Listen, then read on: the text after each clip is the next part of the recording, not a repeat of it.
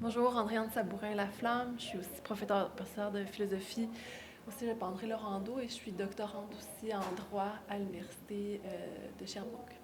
Et donc aujourd'hui, on vient vous faire une présentation d'un projet de recherche, une action, un projet action concertée, là, donc une recherche-action qui a été menée dans les 3 dernières années là, et pour laquelle on arrive à la fin. Là. Donc, on va faire état de ce qu'on a fait, là, des résultats qu'on a atteints. Et donc, vous voyez le titre là, qui est un peu long et ronflant.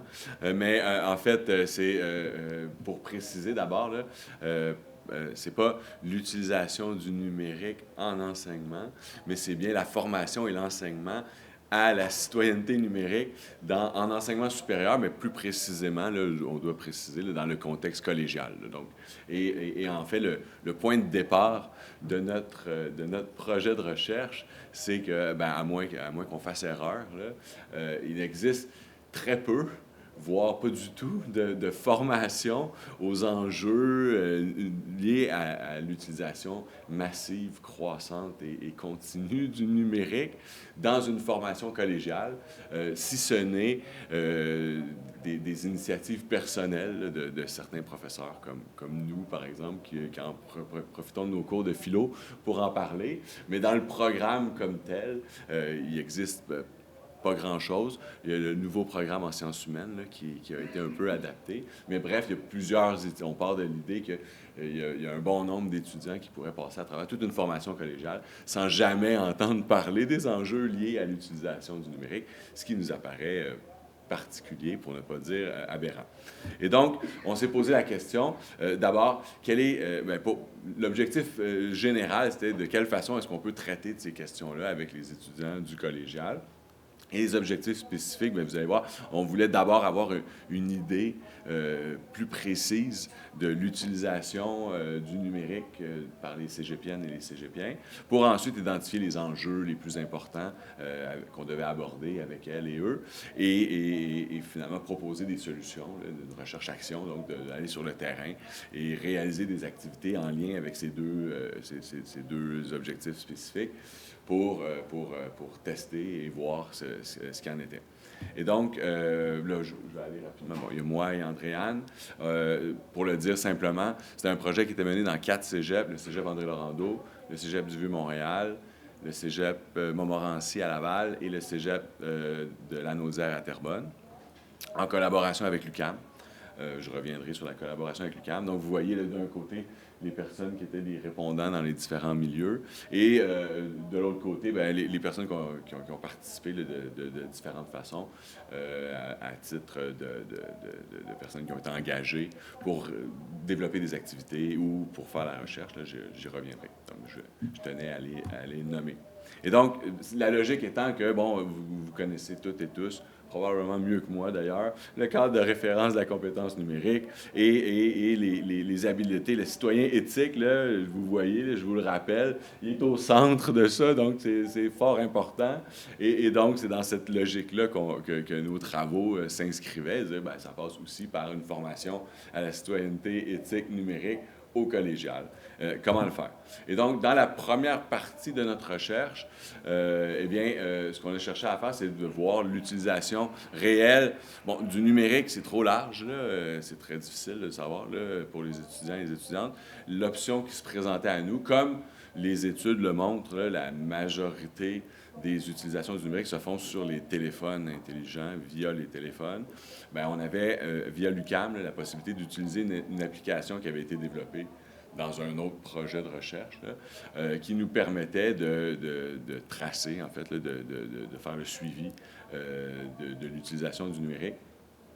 Donc, on a recruté 50 volontaires issus, pas à part égale, parce que les cégeps participants étaient de grosseurs différentes, là, mais 50 volontaires qui ont accepté.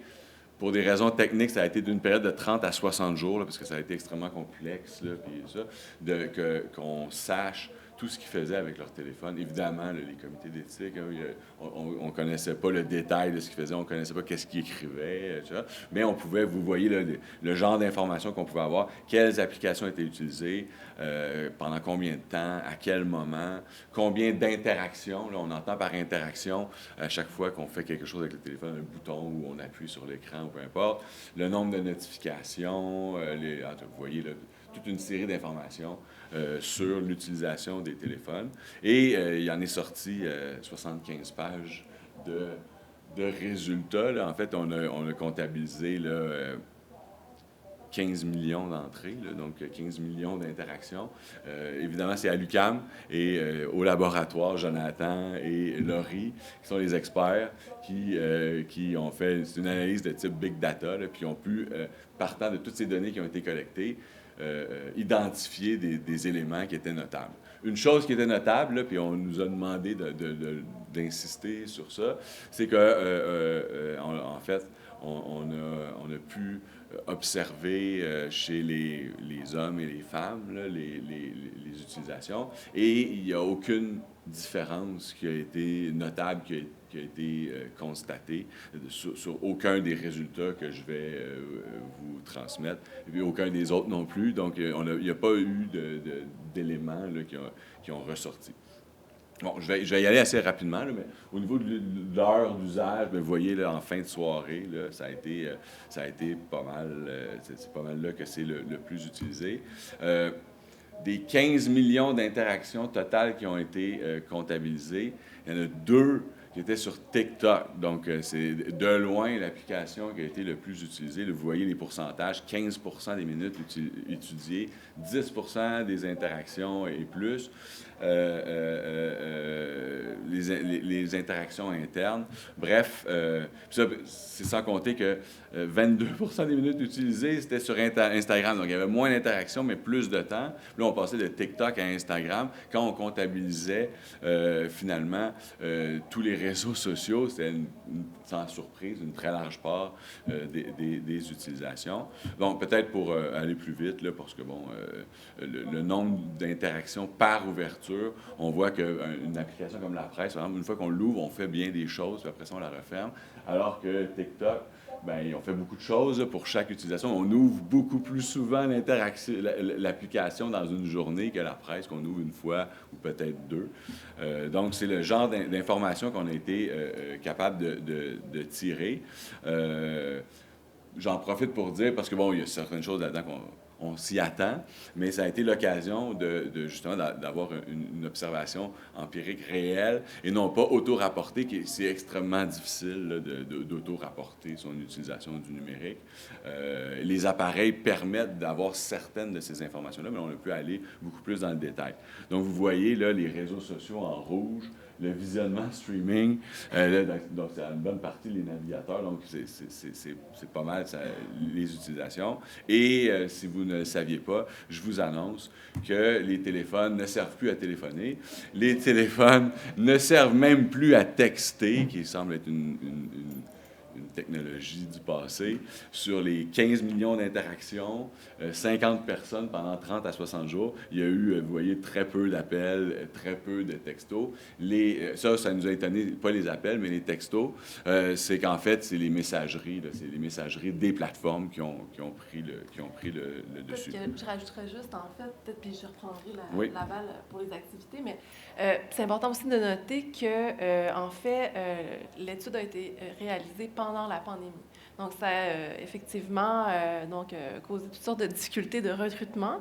On est quand même très chanceux d'avoir recruté 50 participantes et participants, mais en fait, on n'est pas capable non plus de mesurer l'effet pandémie sur l'utilisation des appareils. Donc, est-ce qu'il faudrait faire évidemment une étude comparative pour en tirer des conclusions, mais effectivement, on doit prendre quand même ça en considération, sachant que possiblement les personnes étaient peut-être plus à la maison, en fait, probablement parce qu'il y avait manifestement un confinement à ce moment-là, et donc moins en déplacement, donc peut-être que ça aurait eu un effet sur leur utilisation des appareils. Tu fais bien de le préciser. Donc, on n'a pas la prétention, là, avec ces 50 volontaires, de dresser un tableau parfait de l'utilisation, mais c'est un coup de sonde qui, dans le but de nous informer pour développer les activités dans un second temps.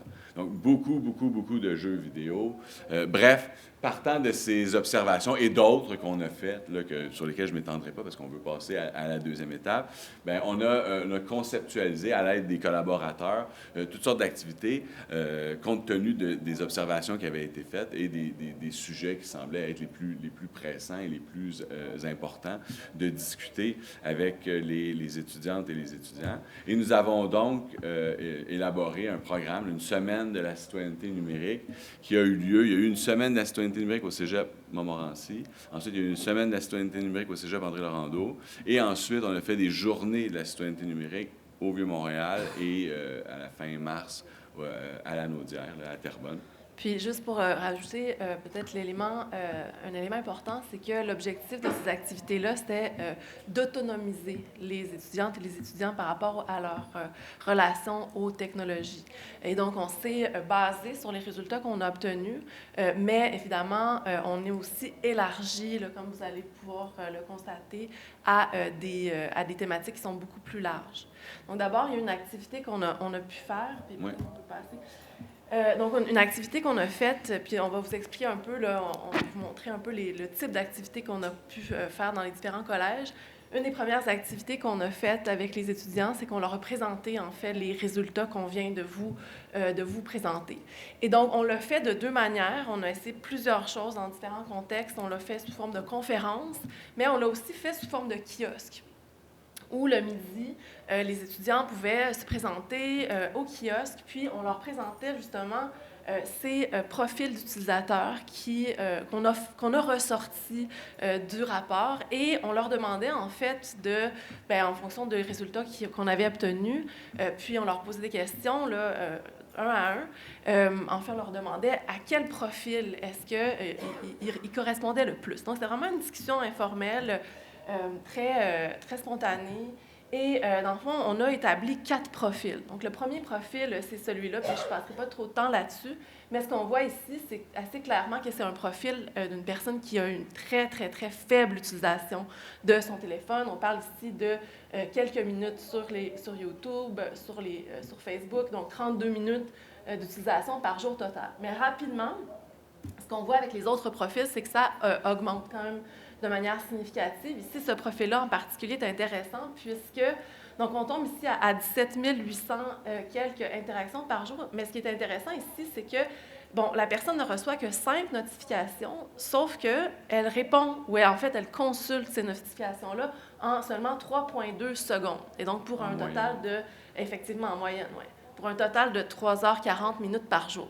Et là, on demandait aux étudiants c'est quoi leur pratique par rapport aux notifications, etc. Puis on avait une discussion comme ça.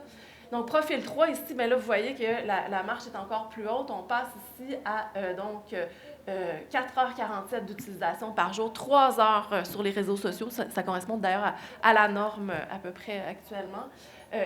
Par contre, on a pu aussi voir, donc, est-ce qu'il y a des utilisations la nuit ou pas? Puis là, on discutait avec les étudiants, c'est quoi vos pratiques, etc., par rapport à ça. Et donc, on a un dernier profil qui est celui, dans le fond, qui était le plus élevé. Ici, on a 5h18 d'utilisation par jour, 120 notifications par jour avec un temps moyen de 24 secondes par notification, donc, et 3h20 de minutes par jour sur les réseaux sociaux. Et pour le dire rapidement, les étudiants, quand ils voyaient ces profils-là, bien, ce qu'on pouvait constater, c'est qu'ils dépassaient largement. Très souvent, ce n'était pas dans les profils. Le profil le plus élevé ne les étonnait pas, en fait. Leur utilisation était bien souvent plus grande. Puis dans une autre activité qu'on a faite avec eux, donc ici on voit Laurence Grondin-Robillard, qui est une doctorante à l'École des médias de l'UQAM, qui travaille donc spécifiquement sur TikTok. Donc, elle a développé une activité donc assez ludique, en fait, pour nous faire réfléchir au fonctionnement de TikTok.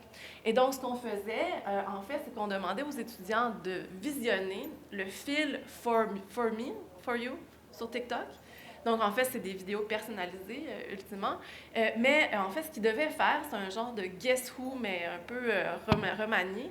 Il devait essayer, en regardant le fil d'actualité de quelqu'un d'autre qui défilait devant leurs yeux, à une vitesse, en fait, qu'ils ne pouvaient pas choisir eux-mêmes, il devait essayer de déterminer le profil de la personne à qui appartiendrait justement ce fil d'actualité-là.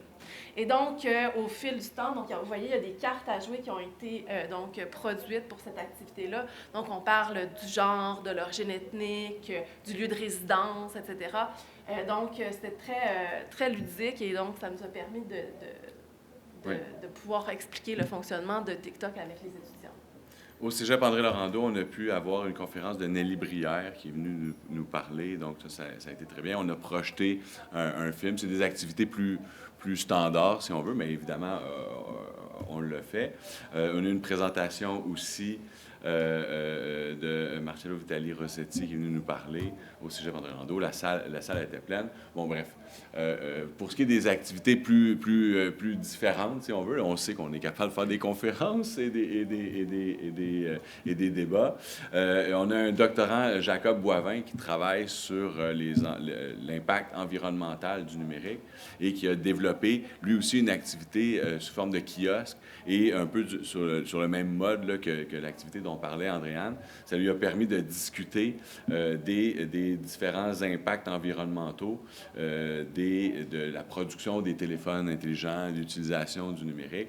Et l'activité qu'il a développée, qui était assez intéressante, là, vous le voyez ici, on utilise une map monde et il a développé des cartes.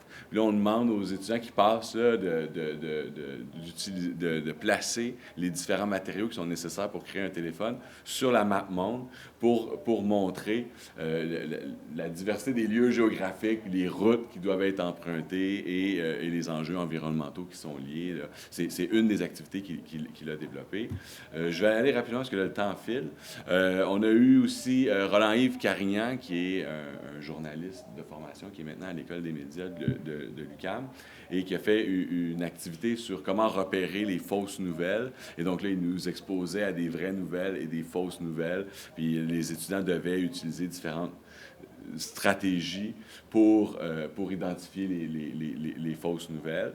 On a aussi Evelyne Le Calvez qui a développé une activité dans laquelle on demandait, là, c'était assez particulier, pour réfléchir au numérique, on prenait une bonne vieille feuille de papier puis un bon vieux crayon de couleur, puis elle leur demandait de tracer une ligne, en fait, pour exprimer comment ils ressentaient. Et ensuite, elle les faisait réfléchir sur le lien entre ce mouvement du crayon, on parlait tantôt là, pardon, j'oublie le terme, de graphomotricité, mais le lien entre cet exercice de traçage au crayon et le scroll et les différents mouvements qu'on fait sur l'appareil. Donc là, on ne réfléchissait pas à le contenu, mais bien le rapport physique à l'appareil. Et on a essayé aussi des activités dans le cadre du cours que donne Andréane là, en éthique d'intelligence artificielle au Cégep André-Laurendeau.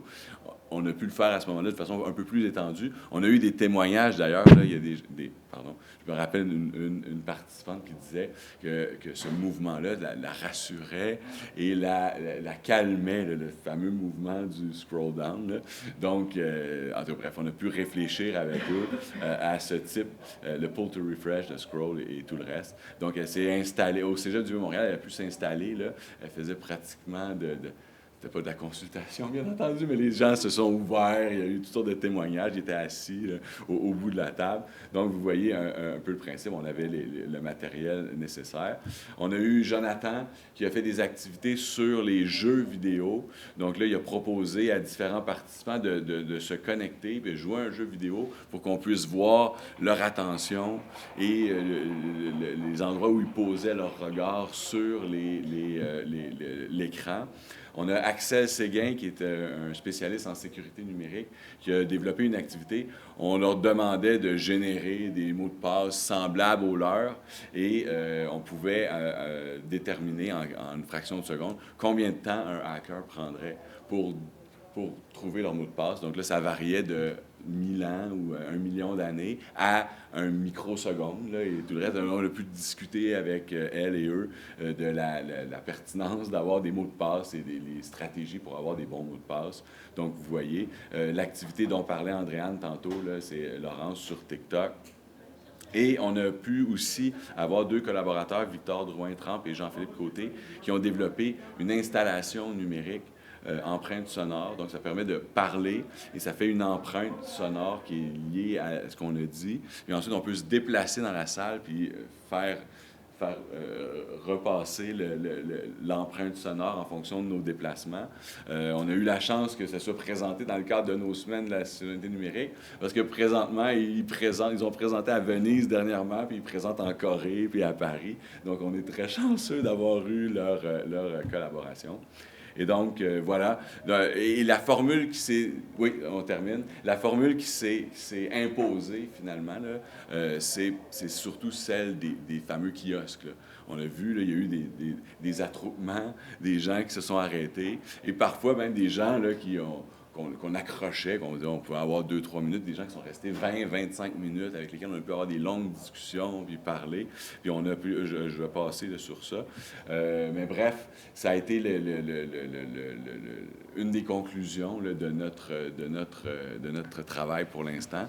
Il reste à mettre tout ça ensemble, là, bien entendu, mais que la formule kiosque était très intéressante, d'une part, et d'autre part, qu'il y avait une certaine avidité à parler de ces questions-là et qu'il faudrait en faire plus et en parler plus. Les gens ont spontanément sorti leur téléphone pour nous montrer combien de temps ils passaient sur leur téléphone. Regardez, monsieur, moi, c'est 8h32 minutes ou je ne sais pas trop quoi. Bref, voici un aperçu là, de ce qu'on a fait comme travail. Merci.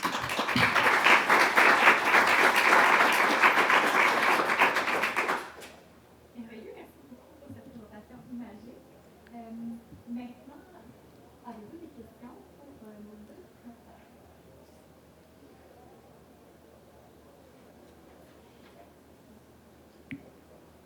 Oui. Une question rapide, je pense. C'est plus une question de précision. Vous avez dit le but, c'était d'autonomiser les jeunes.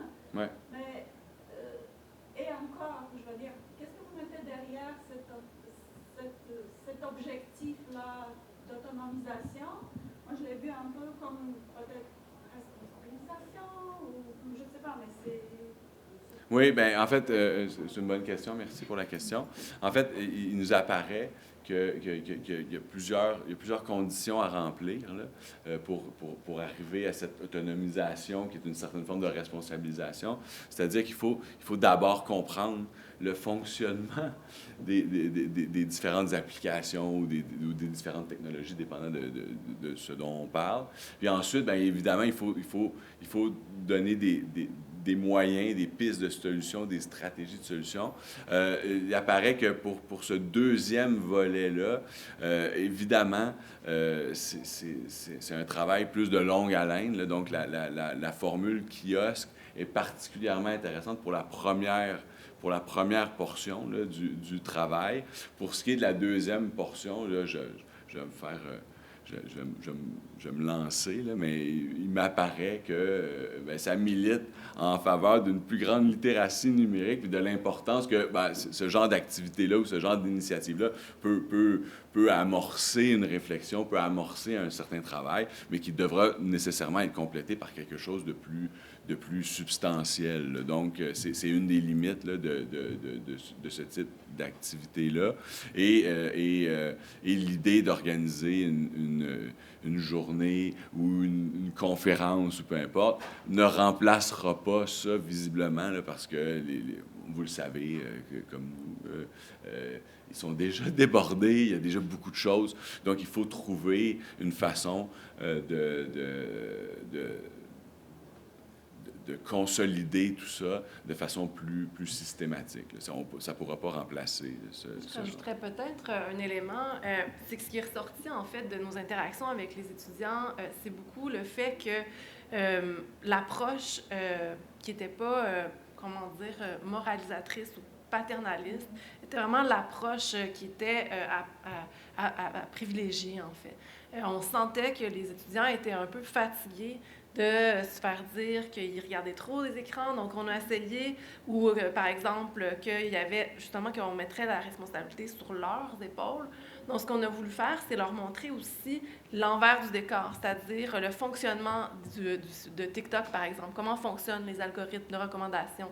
Le fait aussi que, bien, en fait, il y a toute une série de stratégies qui sont utilisées pour les inciter à rester, en fait, sur leur appareil. Donc, on a dans les activités beaucoup mis l'accent là-dessus pour qu'ils comprennent, en fait, que c'est pas uniquement de leur faute, dans un sens, si peut-être qu'ils passent un peu trop de temps ou qu'ils sont pas complètement en contrôle de leur utilisation. Donc, on a voulu vraiment être dans cette optique-là. Puis, peut-être juste pour ajouter, évidemment, nous, notre intervention s'est faite dans un contexte extracurriculaire. Bien entendu, ce que Frédéric semblait dire tout à l'heure, c'est qu'effectivement, en vertu des principes qui sont intégrés là, dans le cadre de référence de la compétence numérique, bien, ces activités-là devraient aussi être intégrées à l'intérieur des cours. Mais on sait que c'est des grosses machines, les programmes, et donc ça prend du temps à changer. Mais donc, évidemment, nous, on l'a fait dans ce cadre-là, volontaire, plus ludique, mais évidemment, il faudrait aussi qu'il y ait une réflexion sur l'intégration de ces composantes-là dans les programmes, en fait.